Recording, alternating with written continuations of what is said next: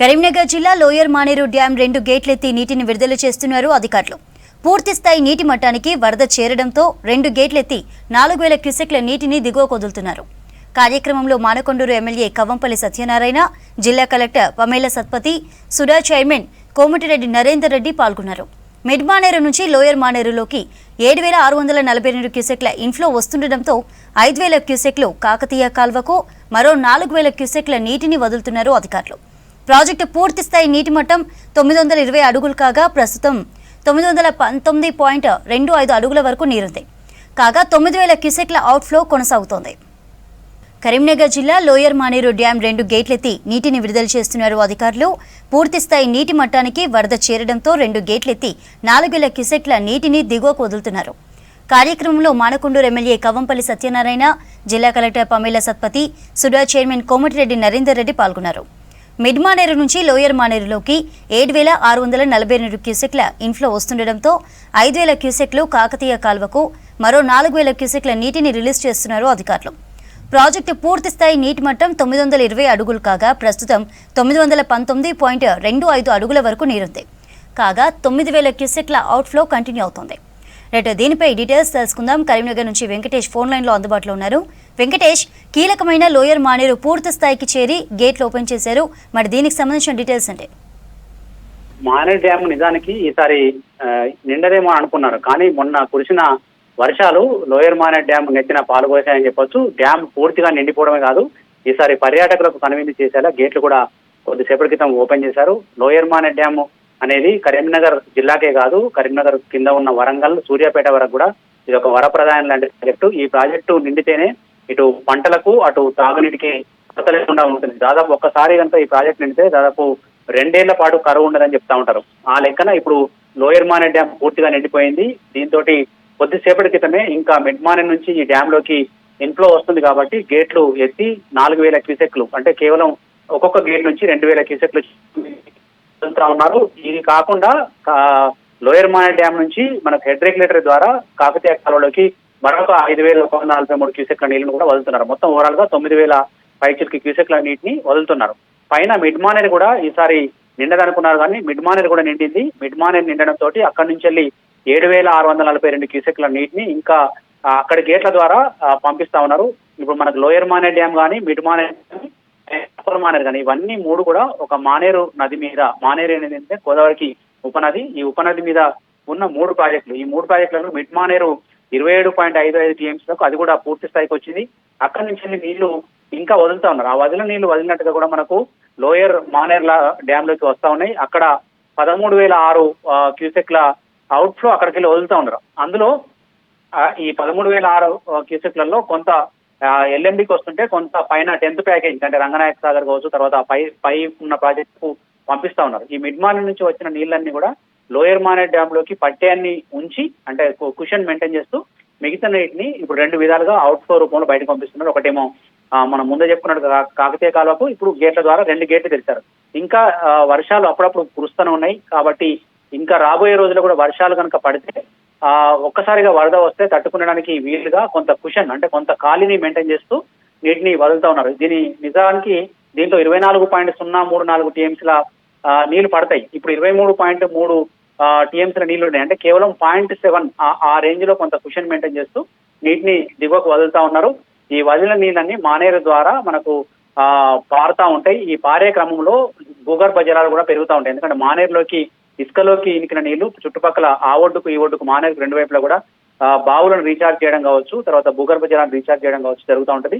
ఇట్లా మానేరు నీళ్లు మొత్తం ప్రవహిస్తూ మంతిని దగ్గర గోదావరిలో కలిసి మళ్ళీ దిగువకి వెళ్తా ఉన్నాయి. కాకపోతే ఒకసారి గేట్లు ఎత్తితే నీళ్లు వృధా అని అనుకుంటాం, కానీ ఆ గేట్లు ఎత్తినప్పుడు కూడా ఆ మానేరులో ప్రవహించే నీళ్లు కూడా భూగర్భ జలాల పెంపునకు కారణమవుతాయి. ఇట్లా ఓవరాల్ గా ప్రాజెక్ట్ లో నిల్వ ఉన్న నీళ్లతోటి రేపు భవిష్యత్ అవసరాలకు, ఇప్పుడు ఈ వానాకాలంతో పాటు వచ్చే ఏసంగి పంటలకు కూడా కరువు లేకుండా పోయింది. అదేవిధంగా తాగునీటి కూడా డోకా లేకుండా పోయింది. ఓవరాల్ గా ఇటు కరీంనగర్ జిల్లా నగర వాసులకు కావచ్చు, అటు వరంగల్ వాసులకు కావచ్చు తాగునీటి కొరత లేకుండా పోయింది. అంతేకాదు ఇక్కడ నుంచి సిద్దిపేటకు కూడా తాగునీటి ఇక్కడికి వెళ్ళి సప్లై అవుతుంది.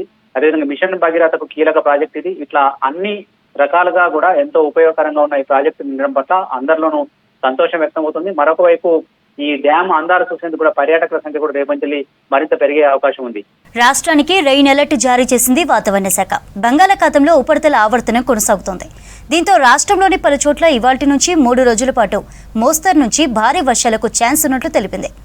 ఇవాళ జిల్లాల్లో కొన్ని చోట్ల పెరిగిన ఎండలతో రికార్డు స్థాయి టెంపరేచర్స్ రికార్డ్ అయ్యాయి. మరికొన్ని చోట్ల చల్లటి వాతావరణ పరిస్థితులు నెలకొన్నాయి. ఇవాళ ఉమ్మడి ఆదిలాబాద్, నిజామాబాద్ జిల్లాలకు వాతావరణ శాఖ ఎల్లో అలర్ట్ ఇచ్చింది. మిగతా అన్ని జిల్లాల్లో తేలికపాటి నుంచి ఓ మోస్తరు వర్షాలు కురిసే ఛాన్స్ ఉన్నట్లు తెలిపింది ఐఎండీ. రేపు జయశంకర్, భూపాలపల్లి, ములుగు, మహబూబాబాద్ జిల్లాల్లో భారీ వర్షాలు కురిసే అవకాశం ఉన్నట్లు తెలిపారు వాతావరణ శాఖ అధికారులు. ప్రజలు అప్రమత్తంగా ఉండాలని సూచించారు.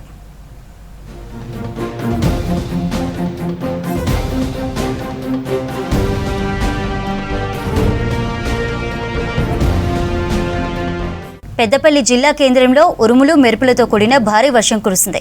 భారీ వర్షానికి లోతట్టు ప్రాంతాలు, రోడ్లు జలమయమయ్యాయి. రోడ్లపై వర్షపు నీరు చేరడంతో వాహనదారులు ఇబ్బంది పడ్డారు. మరోవైపు మంచిర్యాల జిల్లాలో పిడుగుపాటుకు పద్మ అనే మహిళ మృతి చెందింది. బెల్లంపల్లి మండలం పాత బెల్లంపల్లి గ్రామంలోని పత్తి చేనులో వ్యవసాయ పనులు చేస్తుండగా పిడుగుపడడంతో పద్మ మృతి చెందింది. వర్షాల పట్ల ప్రజలు అప్రమత్తంగా ఉండాలన్నారు అధికారులు.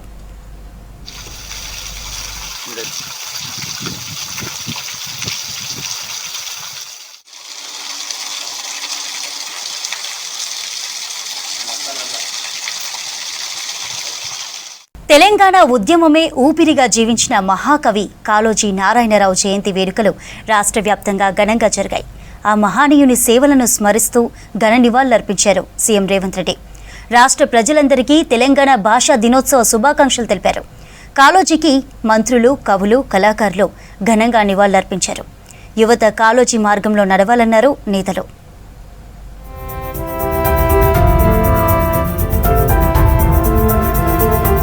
ఇవాళ ప్రజాకవి కాళోజీ 111వ జయంతి. పుట్టుక నీది, చావు నీది, బ్రతుకంతా దేశానిది అంటూ తెలంగాణ ఉద్యమమే ఊపిరిగా జీవించిన మహాకవి కాళోజీ నారాయణరావు. వివక్ష ఎక్కడున్నా వ్యతిరేకించి అణచివేత, అన్యాయాలపై ధిక్కార స్వరం వినిపించిన ఆయన జీవితం ఎందరికో స్ఫూర్తిదాయకం. ప్రజల గొంతుకగా బతికిన కాళోజీ నారాయణరావు జయంతిని తెలంగాణ భాషా దినోత్సవంగా అధికారికంగా నిర్వహిస్తోంది. తెలంగాణ ఉద్యమమే ఊపిరిగా జీవించిన కాళోజీ జీవితం అందరికీ ఆదర్శనీయమన్నారు సీఎం రేవంత్ రెడ్డి. ఢిల్లీలో కాళోజీ చిత్రపటానికి పూలమాలలు వేసి నివాళులర్పించారు సీఎం. పుట్టుక నీది, చావు నీది, బ్రతుకంతా దేశానికి అంటూ నినాదానికి కట్టుబడి బ్రతికారన్నారు. వివక్ష ఎక్కడున్నా వ్యతిరేకించి అణచివేత, అన్యాయాలపై ధిక్కార స్వరం వినిపించిన మహనీయుడన్నారు. కాళోజీ శత జయంతి సందర్భంగా సీఎం రేవంత్తో పాటు ఎంపీలు నివాళులర్పించారు.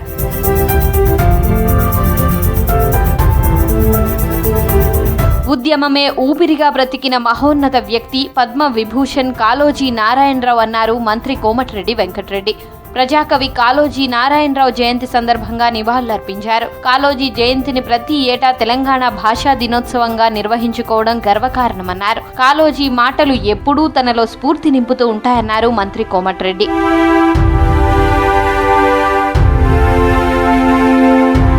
అణచివేత, అన్యాయాన్ని ఎదిరించిన మహాకవి కాళోజీ నారాయణరావు జీవితం అందరికీ ఆదర్శమన్నారు టీజేఎస్ ప్రెసిడెంట్ కోదండరాం. మహాకవి కాళోజీ నారాయణరావు జయంతి సందర్భంగా నివాళులర్పించారు. వివక్ష ఎక్కడున్నా వ్యతిరేకించి ధిక్కార స్వరం వినిపించిన కాళోజీ జీవితం ఎందరికో స్ఫూర్తిదాయకమన్నారు కోదండరాం. పుట్టుక నీది, చావు నీది, బతుకంతా దేశానిది అని ప్రకటించిన కాళోజీ ఆయన ప్రకటించిన సిద్ధాంతం ప్రకారమే జీవించాడు. తాను మొత్తం జీవితాన్ని సమాజం కోసమే కేటాయించాడు. ఆనాడు నిజాం వ్యతిరేకంగా పోరాటం మొదలు పెడితే తన జీవితకాలం అంతా కూడా ఎక్కడ అన్యాయం జరిగినా దాన్ని ఎదిరించాడు. అన్యాయాన్ని ఎదిరించిన వాడే నాకు ఆదర్శం, అన్యాయాన్ని ఎదిరించటమే నా జీవిత గమ్యం అని ప్రకటించుకున్నాడు. ఆ పద్ధతి ప్రకారమే ఆయన జీవితం అంతా బతికాడు. ఆయన కాళోజీ తన ప్రతి అక్షరంతో తెలంగాణ ప్రజల హక్కుల కోసం, ఆత్మ గౌరవం కోసం పోరాటం చేశారన్నారు కేంద్ర సాహితీ పురస్కార అవార్డు గ్రహీత అంపశయ్య నవీన్. పాలకులైనా పరాయి వారెవరైనా అన్యాయం చేసిన వారిని ప్రశ్నించిన ధైర్యశాలి అన్నారు. కాళోజీ జయంతి సందర్భంగా హన్మకొండలో ఆయన విగ్రహానికి పూలమాల వేసి నివాళులర్పించారు. ఈ కార్యక్రమంలో కవులు, కళాకారులు, సాహితీవేత్తలు, కాలోజీ ఫౌండేషన్ సభ్యులు పాల్గొన్నారు. మహాకవి ప్రజల నాలుకల మీద ఇప్పటికీ ఆయన కవిత్వం ఆడుతున్నది. ఎందుకంటే ఆయన ప్రజలందరికీ కూడా చక్కగా అర్థమయ్యే రీతిలో కవిత్వం రాశాడు. అందుకనే ఆయనకి ప్రజాకవి అనే బిరుదు రావడం ఇదే కారణం.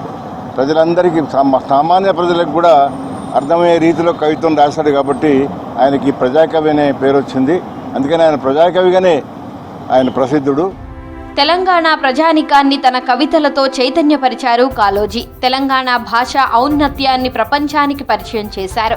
ఆ మహనీయుడి జీవితాన్ని యువత ఆదర్శంగా తీసుకోవాలని సూచిస్తూ పలువురు నేతలు నివాళులర్పించారు. ఉమ్మడి నిజామాబాద్ జిల్లాను వైరల్ ఫీవర్స్ వణికిస్తున్నాయి. డెంగ్యూ డేంజర్ బెల్ మోగిస్తుంటే చికెన్ గున్యా, మలేరియా, టైఫాయిడ్ జ్వరాలు జిల్లా వాసులను కంటి మీద కునుకు లేకుండా చేస్తున్నాయి. విష జ్వరాలతో జనం ఆసుపత్రులకు క్యూ కడుతుంటే డెంగ్యూ ప్రాణాంతకరంగా మారింది. మరోపక్క హాస్పిటల్స్కి ఓపీ సేవలు కూడా పెరిగాయి.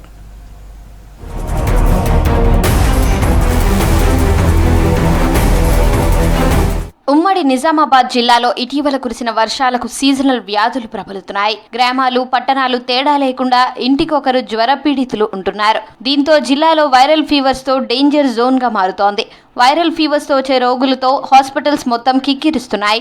డెంగ్యూ కేసులు డేంజర్ బెల్స్ మోగిస్తున్నాయి. జిల్లాలో క్రమంగా కేసులు పెరుగుతుండడం ఆందోళన కలిగిస్తోంది. ఈ సీజన్లో ఇప్పటి వరకు 306 డెంగ్యూ కేసులు నమోదయ్యాయి.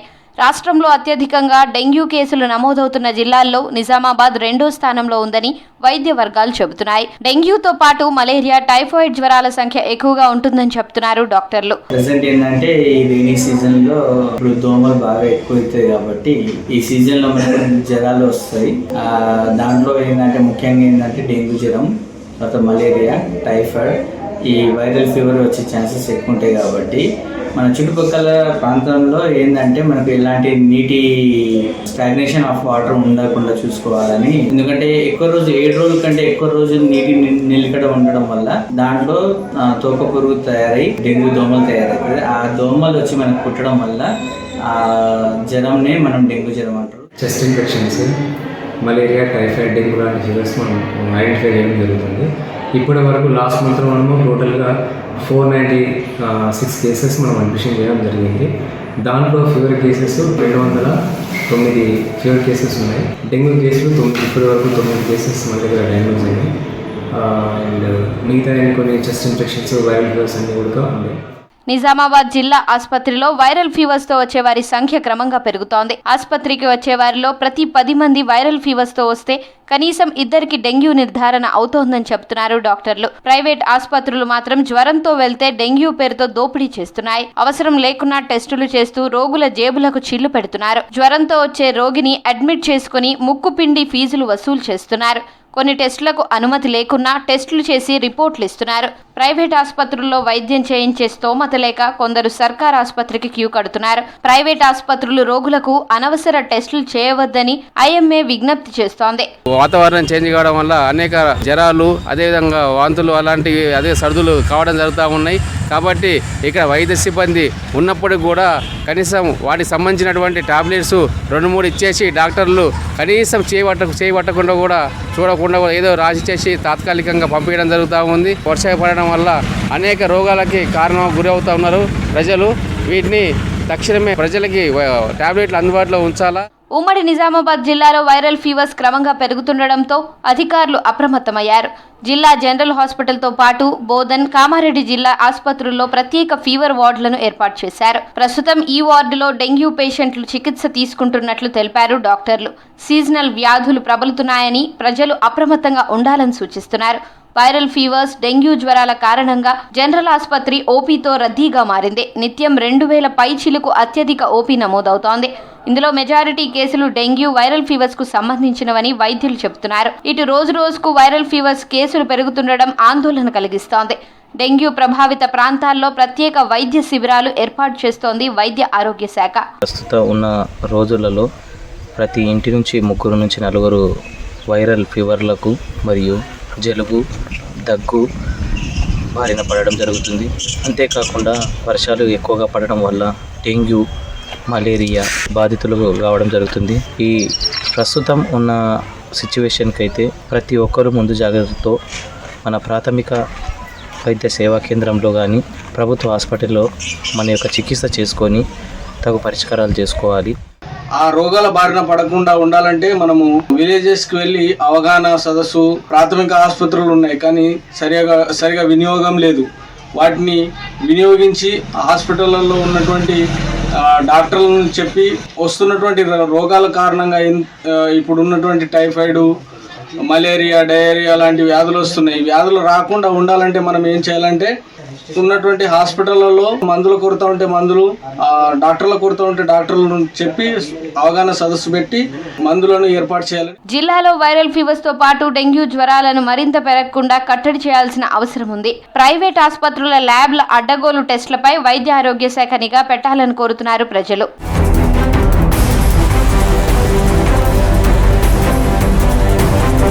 యాదాద్రి భువనగిరి జిల్లా నృసింహసాగర్ రిజర్వాయర్ పనులు మొదలై 7 ఏళ్లు అవుతున్నా నిర్వాసితుల సమస్యలకు మాత్రం పరిష్కారం కనిపించడం లేదు. భూములు ఇచ్చిన రైతులు ఇంకా పరిహారం కోసం ఎదురుచూస్తున్నారు. అధికారులు ఇప్పటికైనా తమకు పరిహారం ఇవ్వాలని కోరుతున్నారు నిర్వాసితులు.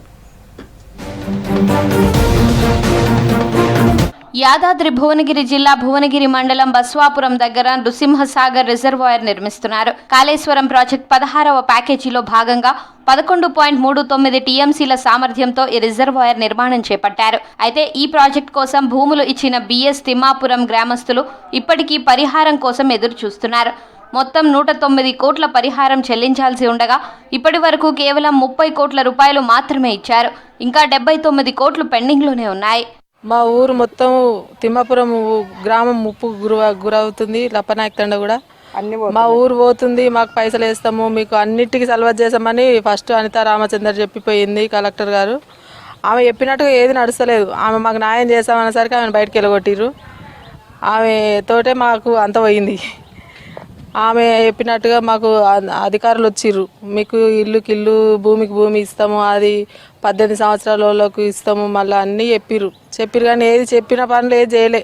మాకు ఏది లేదు, మేము కూలిపోతున్నాము. మాకు ఇండ్లు లేవు, మాకు ఇండ్ల పైసలు వాళ్ళే, మాకు భూముల పైసలు వాళ్ళే. మాకు 50 ఇవ్వాలరా, నాకు 8 ఎకరాల నారు ఉంది, మళ్ళీ 2 ఎకరాల కబ్జీ ఉన్నది. నాకు 1 రూపాయి పడతలేదు. మేము ఇండ్లకు పైసలు పడతలేవు, మా ఇండ్లు కూలిపోతున్నాయి. మేము ఏడుండాలి, మా ఇల్లు చూడు ఎట్లున్నది, నేను ఏడుండాలి, నా కొడుకులు ఆడవాళ్ళు కిరాయికురు, నేను ఏడుండాలి, నా తల పైసలు ఎక్కడివి, నా బాధలు ఏంది, నాది ఏంది, నా కథ ఏంది.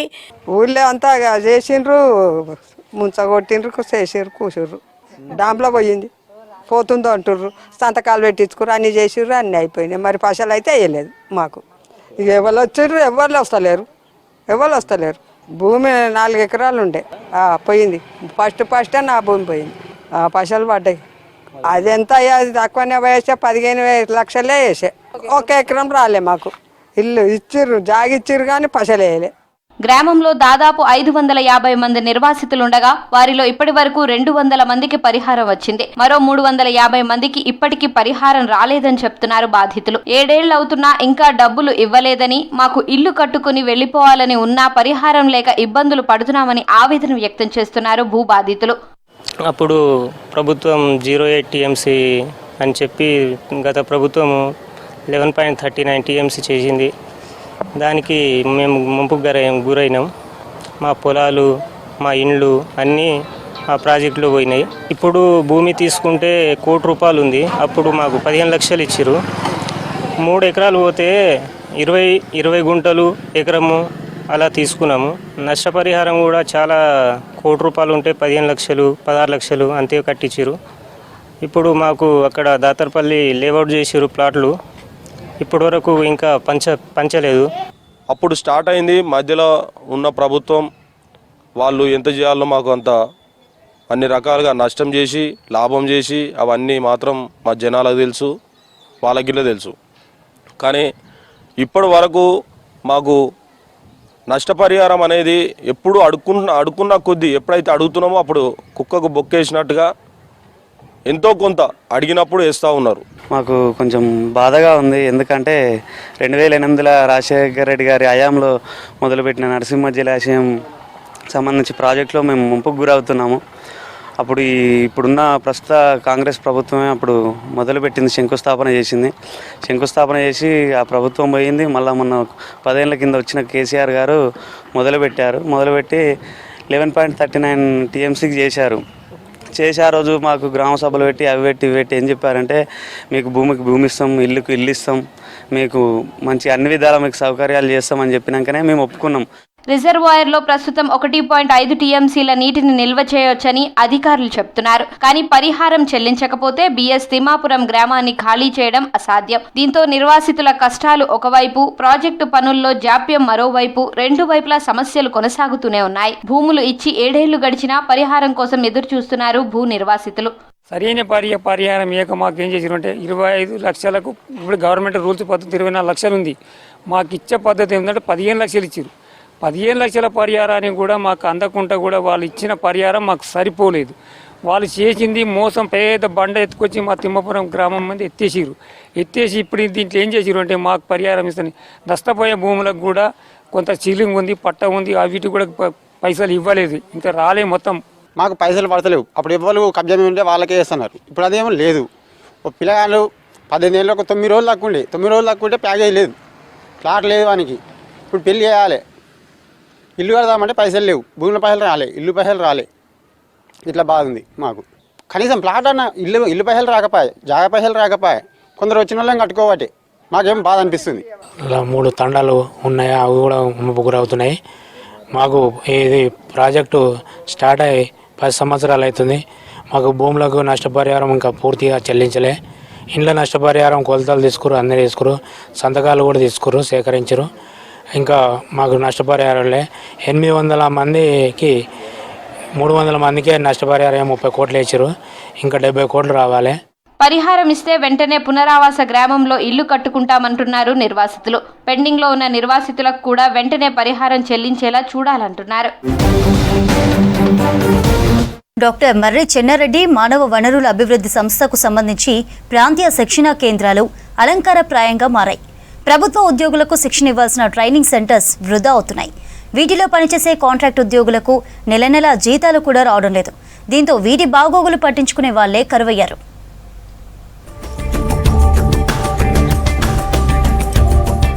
ఉద్యోగులకు శిక్షణ ఇవ్వడం కోసం మర్రి చెన్నారెడ్డి మానవ వనరుల అభివృద్ధి సంస్థకు అనుబంధంగా జిల్లా కేంద్రాల్లో స్కిల్ ట్రైనింగ్ సెంటర్లున్నాయి. అయితే కొన్నింటిలో సిబ్బంది కొరత సమస్య వేధిస్తోంది. ముఖ్యంగా ఖమ్మంలో ఉన్న ట్రైనింగ్ సెంటర్లో ప్రస్తుతం స్వీపర్ కమ్ అటెండర్ మాత్రమే ఉన్నారు. రిటైర్డ్ ఆర్డీఓ, డిప్యూటీ కలెక్టర్ స్థాయి అధికారి 3 నెలల క్రితం వరకు రీజనల్ ట్రైనింగ్ మేనేజర్లుగా ఈ కేంద్రాల నిర్వహణ బాధ్యతలను చూసేవాళ్లు. ఇప్పుడు వారిని కూడా తొలగించి డిఆర్ఓకు బాధ్యతలు అప్పగించారు. మర్రి చెన్నారెడ్డి మానవ వనరుల శిక్షణ కేంద్రానికి ముందు నడిపించేటోరు.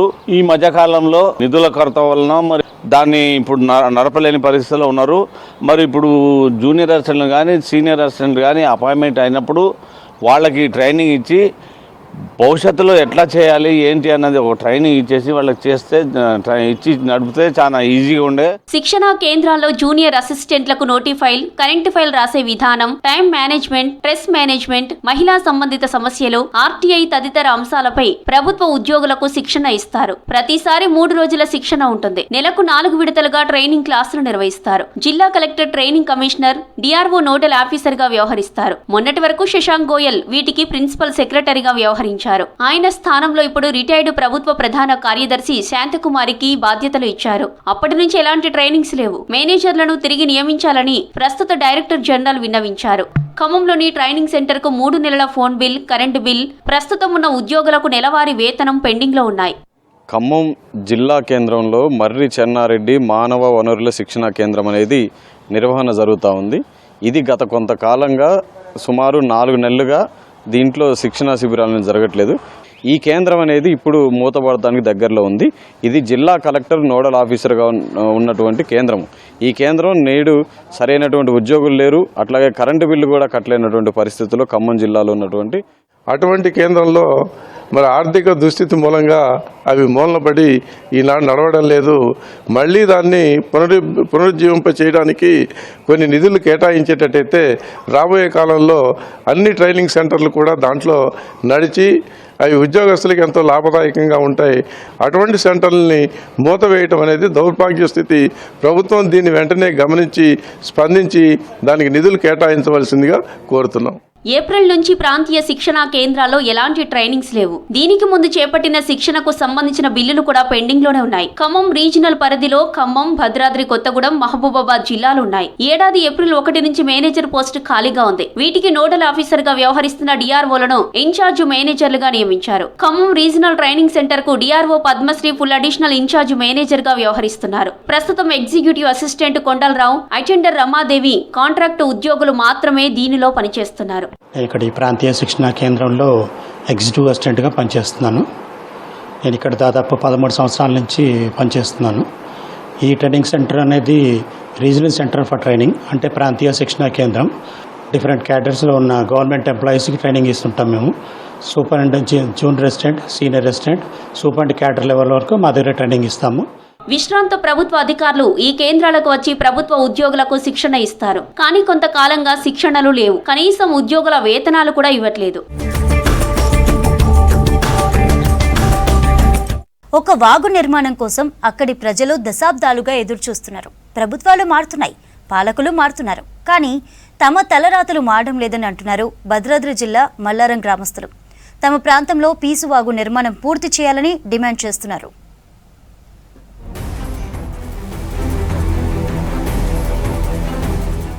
భద్రాద్రి కొత్తగూడెం జిల్లా పాల్వంచ సమీపంలో 36 సంవత్సరాల క్రితం మంజూరైంది పీసువాగు. కానీ ఈ ప్రాజెక్టును నిర్మాణం ఇంతవరకు పూర్తి కాలేదు. మల్లారం గ్రామ శివార్లో అడవిలో గుట్టల నుంచి వచ్చే వరద నీరు ఏటా పీసువాగు ద్వారా వృధాగా పోతున్నాయి. ఈ నీటిని సాగునీరుగా అందించాలని 1989లో అప్పటి ప్రభుత్వం ఐటీడీఏ ద్వారా 34 లక్షలు మంజూరు చేసింది. నిర్మాణ పనులు కూడా ప్రారంభించారు. అటవీ భూమిలో పీసువాగు ఉంది. అటవీ అధికారులు అభ్యంతరం వ్యక్తం చేయడంతో రెవెన్యూ, ఫారెస్ట్ అధికారులు జాయింట్ సర్వే చేసి అటవీ శాఖ పరిధిలో ఉన్న 33 ఎకరాల భూమిని గుర్తించి మరో ప్రదేశంలో ఫారెస్ట్ కు అప్పగించారు. పీసువాగు నిర్మాణంలో కొంత పనులు అయ్యాక నిర్లక్ష్యం చేయడంతో నిధులు వెనక్కు వెళ్లాయి. ఇప్పటి వరకు ఆ పీసువాగు నిర్మాణ పనులు అడుగు ముందుకు పడలేదు. పీసువాగు అనే ప్రాజెక్టు పునర్నిర్మాణం కొరకు 35 సంవత్సరాలు అయినా కూడా ఇంతవరకు ఆ యొక్క పీసువాగు ప్రాజెక్ట్ అనేది ఈ నిర్మాణం అనేది జరగకుండా ఎక్కడేసిన భూమి అక్కడే ఉన్నట్టుగా ఉంది.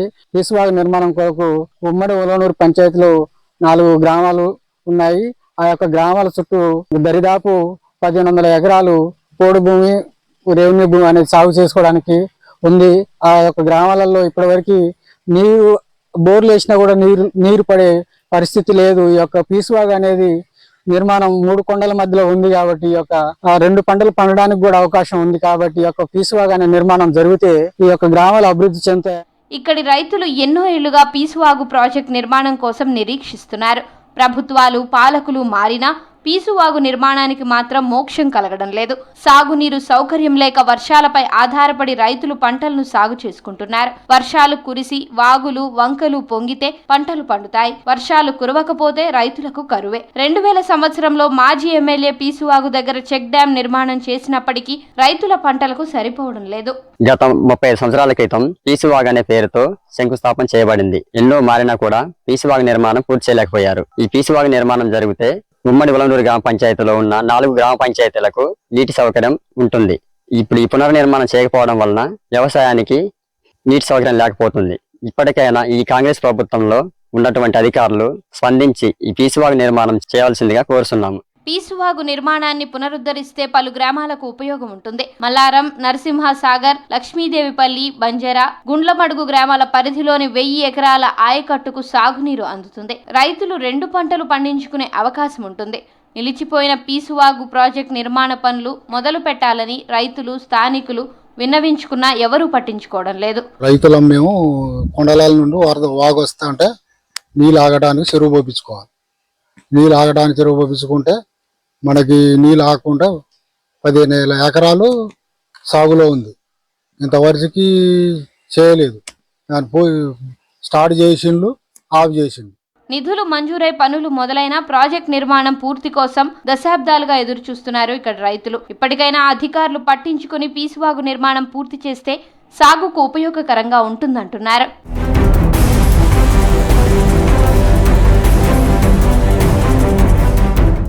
సింగరేణి బొగ్గు గనుల్లో సంస్థ నిర్దేశించిన బొగ్గు ఉత్పత్తి ఆశించిన స్థాయిలో రావడం లేదు. జూలైలో సింగరేణి వ్యాప్తంగా 11 ఏరియాల్లోని 19 ఓపెన్ కాస్ట్, 21 అండర్ గ్రౌండ్ గనుల్లో 45.50 మిలియన్ టన్నుల బొగ్గు ఉత్పత్తిని టార్గెట్గా పెట్టింది. కానీ 40.50 లక్షల టన్నుల ఉత్పత్తి మాత్రమే సాధించింది. అటు భూగర్భ గనుల్లో 5.94 టన్నుల లక్ష్యానికి 3.37 టన్నులు మాత్రమే సాధించి 57%గా నిలిచింది. అనుకున్న టార్గెట్స్ను రీచ్ అవ్వకపోవడంపై సీఎం డి బలరాం నాయక్ అధికారుల పనితీరుపై అసంతృప్తి వ్యక్తం చేస్తున్నారు.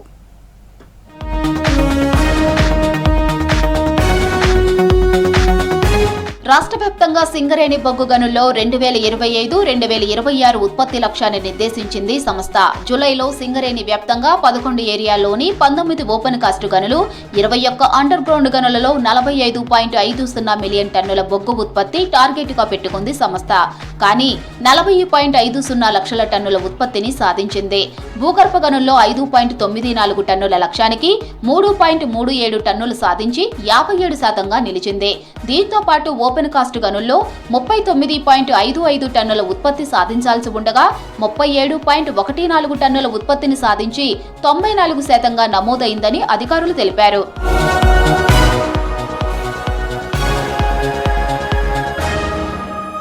వర్షాకాలంలో ఓపెన్ కాస్ట్ గనుల్లో ఉత్పత్తికి ఆటంకం ఏర్పడే అవకాశం ఉంది. ఏప్రిల్ నెల ఆరంభం నుండే సింగరేణి సీఎం డి బలరాం నాయక్ సంస్థాధికారులతో ఎప్పటికప్పుడు సమీక్షలు నిర్వహించారు.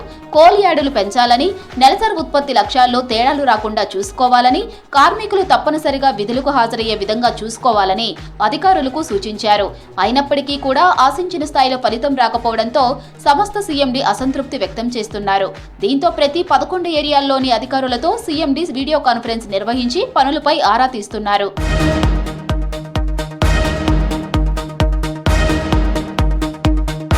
సింగరేణి సంస్థ ప్రతి నెల 11 ఏరియాల్లోని బొగ్గు గనులకు ఉత్పత్తి లక్ష్యాలను నిర్దేశిస్తుంది. జూలైలో Kothagudem area 105%, RG1 area 104%, RG2 108% బొగ్గు ఉత్పత్తిని సాధించి 100%గా నిలిచాయని అధికారులు చెబుతున్నారు. మిగతా ఏరియాల్లో గనులు నిర్దేశించిన ఉత్పత్తి సాధించకుండా వెనుకబడ్డాయి.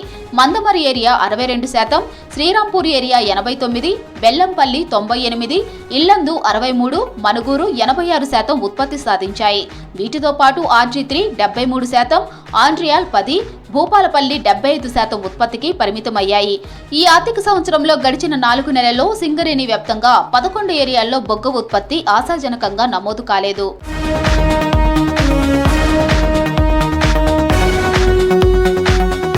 11 ఏరియాలకు కలిపి రోజువారీ ఉత్పత్తి 1.75 లక్షల టన్నుల బొగ్గు ఉత్పత్తి సాధించాల్సి ఉంది. కానీ 1.5 లక్షల టన్నుల ఉత్పత్తి మాత్రమే నమోదైంది. బొగ్గు గనుల్లో సంస్థ నిర్దేశించిన లక్ష్యాలను ఎందుకు సాధించలేకపోతున్నామని సంస్థ సీఎండీ సీరియస్ గా ఉన్నట్లు సమాచారం. అధికారుల పనితీరు, విధుల పట్ల నిర్లక్ష్యంగా వ్యవహరిస్తున్న అధికారులను గుర్తించి చర్యలు తీసుకోనున్నట్లు తెలుస్తోంది.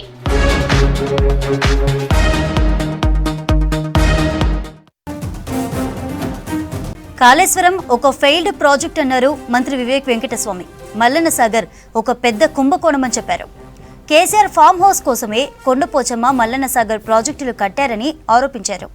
ఇరిగేషన్ ప్రాజెక్టులపై కేటీఆర్కు అవగాహన లేదన్న వివేక్ పాత ప్రాజెక్టుల ద్వారానే హైదరాబాద్కు నీటిని తీసుకొస్తున్నామని చెప్పారు.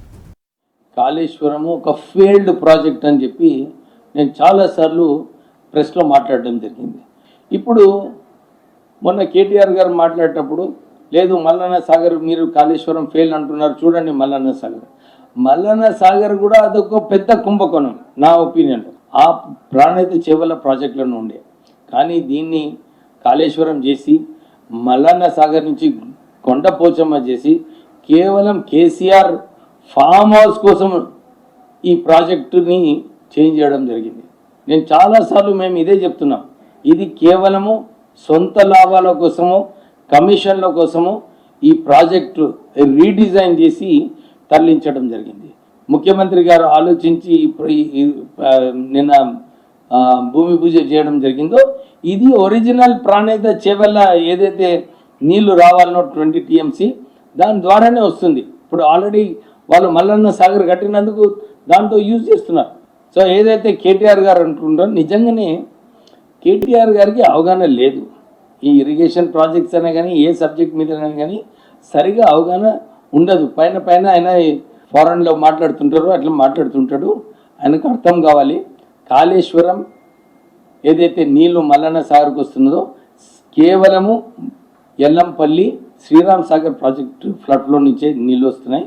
ఎవరైతే కాంగ్రెస్ గవర్నమెంట్లో కట్టినారో అయ్యే ప్రాజెక్ట్స్ ద్వారా, టీఆర్ఎస్ ప్రభుత్వం ద్వారా కాదు.